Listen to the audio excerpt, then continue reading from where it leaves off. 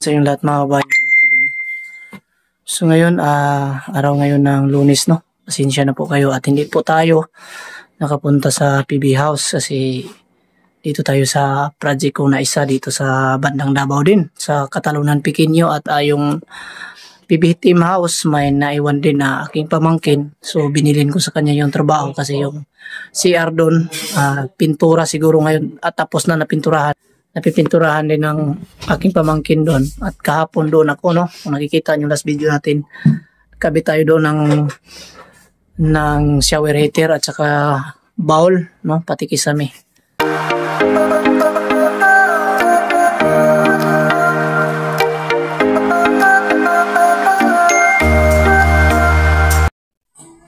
So yan mga ka-idol, at kung makikita nyo dito sa ginagawa sa CR ng PB House, yung pamangkin ko ang nagpipintura dito.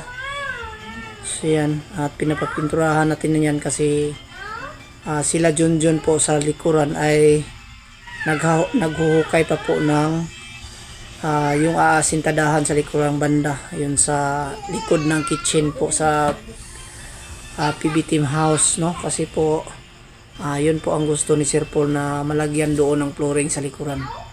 So habang nagpipintura pa yung pamangkin ko dyan ay sila Junjun din po ay naghuhukay at si Milby, no? At yan, abang-abangan nyo lang kasi yung mga kaganapan dyan ay yun ang mga pangyayari, no? Ang ginagawa nila kasi wala po ako dyan. Sana po kahit po sa sila lang po ang gumagawa, manood pa rin kayo kasi ina-advisean ko yan sila na ganyan po yung gagawin nila. Dyan kung makikita nyo, yun natapos na sa paghuhukay at sinimulan na nila yung pag-aasintada. So hindi lahat po ng part dyan mga ka-idol, mga kababayan ay napag-video nila lahat. So yung mga time lang na mga libre na oras kaya sila nagbibideo, no? Ayan, makikita nyo yan, may mga linya, na yan, nakalibing na yan sa ilalim yung linya ng tubig para dyan idaan. At by tomorrow nyan, tatambakan na ng lupa yan para mapag-umpisahan na yung, kasi pa yan, pupukpukin, kumbaga itatamper pa muna para at least maging matibay siya. So yan po ang kanilang ginagawa. Ayan, so bukas yan ay pwede na yang itamper. So abang-abang lang kayo mga idol hanggang sa dulo nito kasi may ginagawa din ako. Ayan, may update din ako sa aking project sa kabila. So dito yan sa PB Team House at sa aking ginagawa din mayroon din akong mga ipapakita o mga tips, no? Doon. At makikita nyo yung CR at malapit na pong matapos yung pagpipintura. Sa loob talaga nyan ay ngayong araw na to ay natapos talaga po sa pagpipintura. So napakalinis na po yung pagkagawa, no? Ayan, so iintayin na lang natin po yung pinto na ikakabit ngayong Wibis ata mga ka-idol. So yan yung switch, lalagyan na lang yan ng takip, yung takip niya kasi tinanggal namin yan. So yan yung kisame, makikita nyo sa bintana. Ayan, so yan po yung shower heater, pinabalot natin ng plastic para hindi po madumihan, pati yung mga angle bulb. Ayan, kung makikita nyo, ganyan po dapat ang gagawin para wala pong, makikita nyo ang layo po ng shower ng ng shower, telephone shower at saka yung heater. So dito tayo i-update natin yung ginagawa namin dito. Naganap kasi ilang araw to na ginagawa ko walang update. So kanina galing tayo sa City Hardware, ipapakita natin yung nabili namin na materials. So nagbili kami ng PVC panel para doon sa ceiling dugtong. Papakita natin yung dugtong dito, magkatulad ng kulay. Nahanap talaga namin pati yung kanyang yung kanyang G clip. ito. Parang nagkapareho talaga sila. Ito po yung maganda basta nagkapareho. Papakita natin yung dugtong dito. At ito na po yung naganap sa aking ginagawang relovation dito. So yan ang nakikita nyo. Yan, pininturahan natin. Kasi ito, bali extension to ng kwarto. Lalagyan dito ng computer. Maging computer area ito kasi masikip daw sa loob. At yan, may nilagay tayo na plywood na makapal dun sa taas. Matibay yan. At ito may isang bintana dito, no? Jealousy lang. Baga kasi yung tinanggal dyan na jealousy sa kabila, ayun din ang babalik natin dito. So ito po yung kulay na dugtungan natin, no? So magkapareho talaga sila. Yan, kailangan natin hanapan talaga ng mas bagay, no? Dugtong na lang natin papunta dito. Alin. So ganyan yung update at yung nabili namin dito sa wall. Ito PVC panel na wall type, yung matibay siya. Kumbaga kahit matamaan siya ng matigas ay hindi basta-bastang masamaran o madaling mabutas. Tagal siya mabutas. Yan. Pakita natin. At bago ito mga ka-idol at least pagbigay tayo ng tips na yung mga ganitong kapal or ganitong laki. So ito po. Ito ay 25 cm by 95 cm ang haba. At 25 cm po ang kanyang lapad. So dito sa kabila. Ito po yung isa. Kulay puti. Na ito itong kulay na to, yan, ito po ang para sa kanyang uling. So 40 cm yung niya, 40 cm yung lapad, at 95 to 95 cm po yung kanyang haba. Ito po yung kulay. Ayan.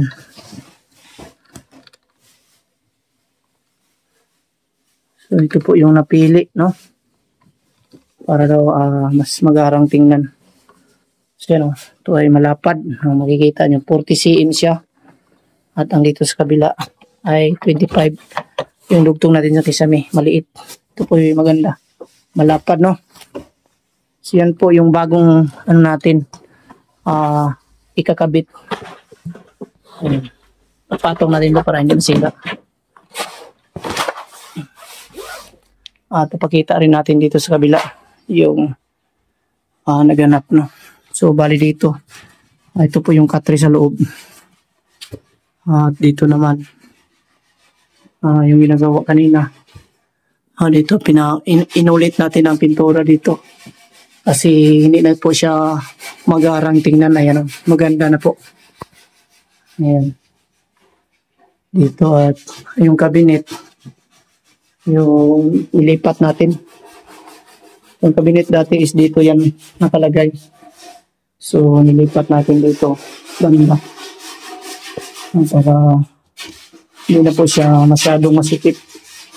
At dito na rin natin ilagay yung top-tray niya papunta na doon.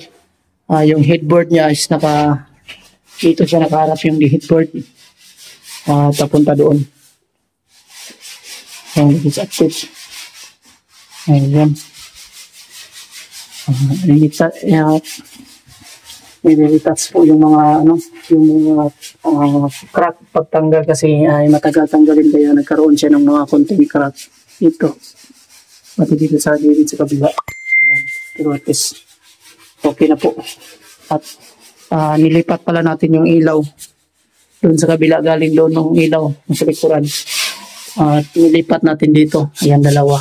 Kasi wala tong preparasyon ng una at nilipat natin yan. Ito po ang kanyang ilaw. Kailangan linisin na lang to. Sa linisan na lang yan para tapos ibalik natin dito. At ito po yung kanyang wall na tinanggalan natin ng cabinet. Ayan, natapos na sa pag-apply ng pintura dito banda. Aliwalas na pong tingnan.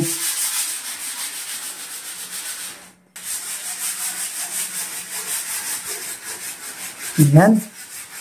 Ang ating latest update, mga ka-idol.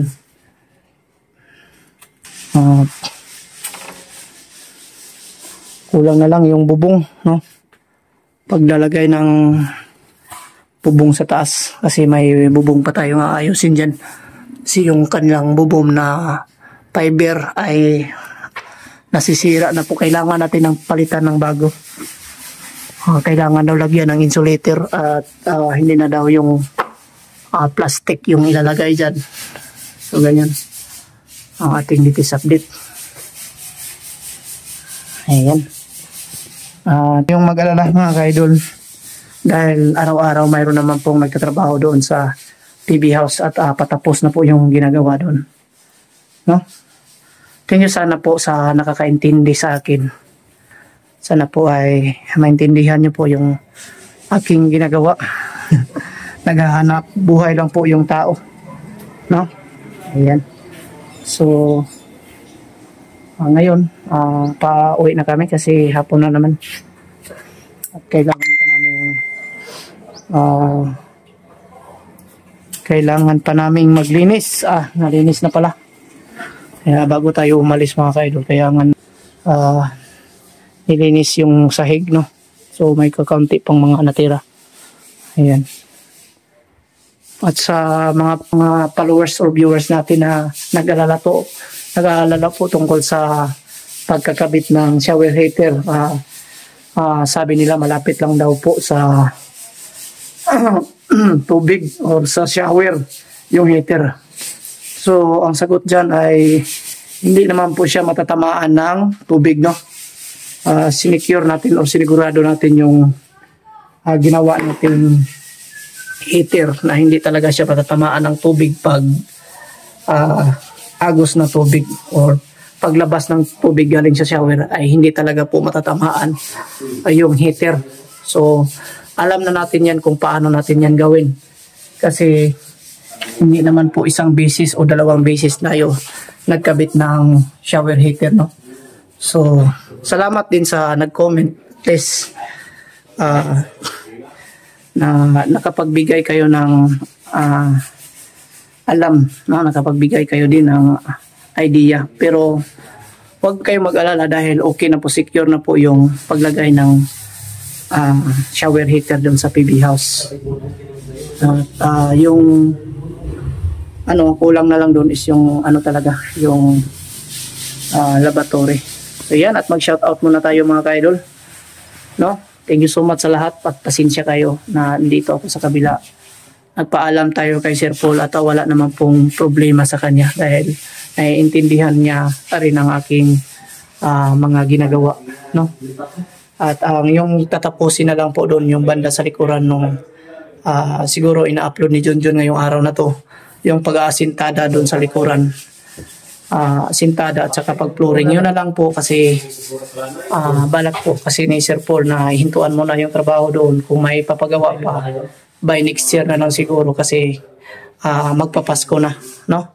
Ang daming bisita na dumarating at yung kailangan lang doon matapos yung CR para may magamit sa mga bisita.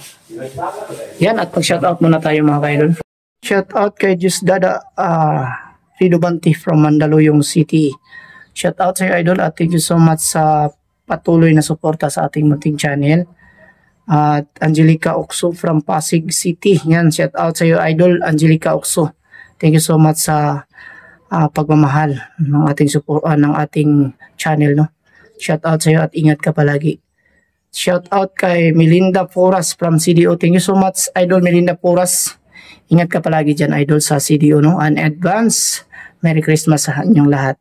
Lily Rose Coronado from Banga, South Cotabato. Shoutout Lily Rose, ingat ka po palagi idol sa South Cotabato, no? Ayan. At idol Bing Victor. Shoutout idol Bing Victor. In advance Merry Christmas. At ay kay Pia Vlog. Shoutout Pia Vlog. Nora Nivens. Shoutout Natalie Johnson. Shoutout idol Lolo Vinit. Shoutout Marlon De Leon. Shoutout Marietta Noto Vlog. Marley Arandia. Busy Mid, Busy Kitchen. Shoutout John Riungko. Ana Valerio Adriano. Shoutout sa iyo idol. And Don Regis Cabiluna. at Kabiluna family sa Malaybalay Bukidnon, shout out. Pero lalo na po kay Idol Bisimid Bisikitsin, thank you so much sa iyo, Idol. Inyong kabutihang puso, no, sa patuloy na suporta sa Bitoy Dilimix Vlog, no, sa ating munting channel. Ayan, thank you so much, Idol, and advance Merry Christmas. Ingat ka po palagi. At kay Susan Balon, thank you so much, Susan Balon, shout out sa iyo. At Wilfredo Baldurado from Montalban, Rizal, shout out sa iyo, Idol. At Los Dumandan, shout out. Joel Sulamelio from Ubay, Polanco, shout out sa iyo, Idol. Ingat ka po palagi dyan sa Ubay, Polanco. Ayan. Belated happy birthday kay Helen Grace Benwa, shout out sa iyo, Idol. Belated happy birthday sa iyo, thank you so much. Sana maligaya po ang iyong birthday, no? Bigyan ka pa ng maraming taon po sa iyong buhay ng ating Panginoon. Yan. At Mami Let from Pampanga, shout out, Mami Let. Advance Merry Christmas. Lourdes Tongin from Iloilo, shout out. Lourdes. Lisel Higinobana, ayan, shout out Higinobana. Thank you so much sa inyong lahat, and wish ko sa inyo na sana po ay nasa mabuting kalagayan kayo. Sana ay binigyan kayo ni Lord ng araw-araw na malakas na pangangatawan, no? At sana po ay may mga pagkain kayo sa hapag araw-araw, at sana po magpasalamat tayo sa lahat ng bagay na dumating sa ating buhay, mga ka-idol. Yan lang po ang vlog natin sa araw na ito. God bless us all, and amping mong tanan sa mga Bisaya o sa mga Tagalog. Ingat kayong lahat, and God bless us all. Bye-bye!